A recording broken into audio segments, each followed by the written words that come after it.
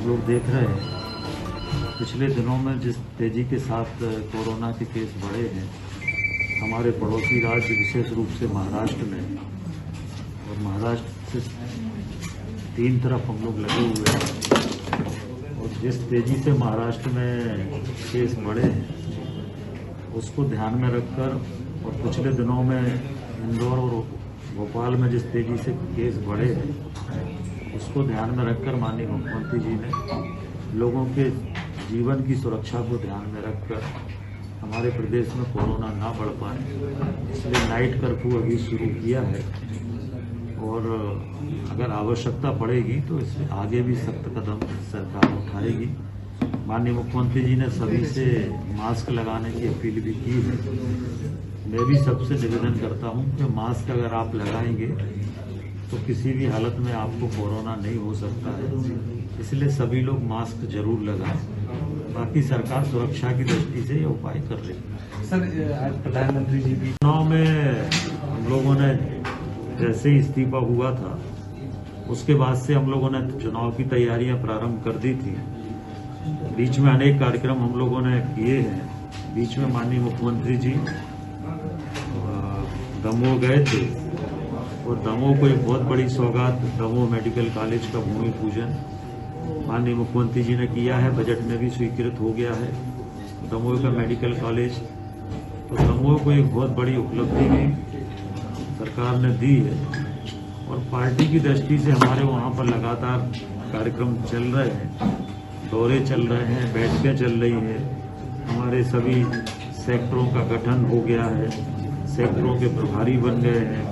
तो काम का जो बंटवारा चुनाव की दृष्टि से होता है वो बंटवारा लगभग हो गया है, और परसों मैं दमोह जाऊंगा तो उसके बाद फिर अधिकतम समय दमोह में रहकर चुनाव भारतीय जनता पार्टी जीते इसके लिए हम सब लोग मिलकर प्रयास करें। सर, 10 में जो कोरोना के मामले बढ़े हैं उसको लेकर पूरी जानकारी तो देंगे ही, साथ ही साथ जो सावधानियां बरती गई हैं, जो प्रिकॉशंस लिए गए सरकार की तरफ से उसके जवाब देंगे। तो क्या मानते हैं, क्या और भी शहरों में इस तरीके से जो फैसले लिए जा सकते हैं? देखिए, माननीय मुख्यमंत्री जी डेली मॉनिटरिंग कर रहे हैं। डेली वीसी के माध्यम से सभी सीएमएचओ कलेक्टर्स से पूरे स्टेट का ब्रीफ ले रहे हैं, और जहां जैसी परिस्थितियां हैं, जहां जैसी आवश्यकता है उसके अनुसार निर्णय कर रहे हैं।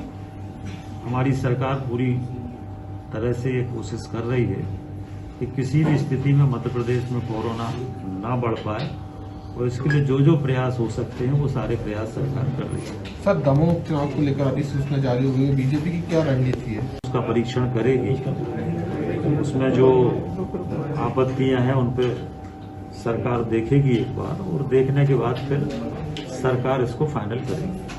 सर, मध्य प्रदेश में मर्डर्स की कई घटनाएं सामने, निश्चित रूप से माननीय मुख्यमंत्री जी ने मंच से और माननीय प्रदेश अध्यक्ष जी ने मंच से इस बात की घोषणा कर दी है कि श्री राहुल लोधी ही भारतीय जनता पार्टी के अधिकृत प्रत्याशी होंगे। ये प्रदेश अध्यक्ष जी ने भी कहा है, मुख्यमंत्री जी ने भी कहा है दमोह के कार्यक्रम में, इसलिए इसमें कहीं कोई भ्रम की स्थिति नहीं। जो जयंत मलैया रहे वहाँ पे वो बगावती तेवर दिखाते हुए नजर आ रहे हैं। उनके बेटे ने भी एक जनसभा कुछ दिन पहले करी थी वहाँ पे बड़ी दमोह। देखिए, जयंत मलैया जी हमारे पार्टी के वरिष्ठ नेता हैं, सीनियर नेता हैं। उनका पूरा जीवन भारतीय जनता पार्टी को बनाने में गुजरा है। भारतीय जनता पार्टी को अकेले न केवल दमोह में बल्कि पूरे सागर संभाग में और प्रदेश में पार्टी को खड़ा करने में मलैया जी का बहुत बड़ा योगदान है। वरिष्ठ नेता है, और इसलिए उनके नेतृत्व में हम लोग वहां पर चुनाव लड़ेंगे, वो चुनाव की कमान संभालेंगे। सर, भोपाल का देखिए, कल जो घटनाएं हुई है निश्चित रूप से दुखद है। कोई भी घटना होती है तो वो दुखद होती ही है, और सरकार लगातार लॉ एंड ऑर्डर को लेकर सख्ती कर रही है। हम लोगों ने अनेक माफियाज के खिलाफ कार्रवाई की है, अनेक लोगों को जेल में एनएसए से लेकर सख्त से सख्त कार्रवाई की है। कुछ घटनाएं परिस्थिति जन्य होती है, कुछ घटनाएं व्यक्तिगत कारणों से होती है। ऐसी घटनाएं भी ना हो इसको भी हम लोग प्रयास कर रहे हैं, पर संगठित अपराध मध्य प्रदेश में तेजी से कम हुए हैं। ना कोई संगठित गिरोह है, ना कोई संगठित बड़े अपराधी हैं उनके खिलाफ हम लोग सख्ती से कार्रवाई कर रहे हैं। ये घटना परिस्थिति जन्य है और इसमें भी जो भी दोषी हैं उनके खिलाफ सख्त से सख्त कार्रवाई सरकार करेगी।